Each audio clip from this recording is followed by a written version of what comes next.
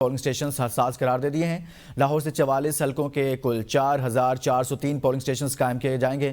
لاہور میں 3540 polling stations کو حساس قرار دیا گیا ہے۔ 813 پولنگ سٹیشنز انتہائی حساس قرار پائے ہیں۔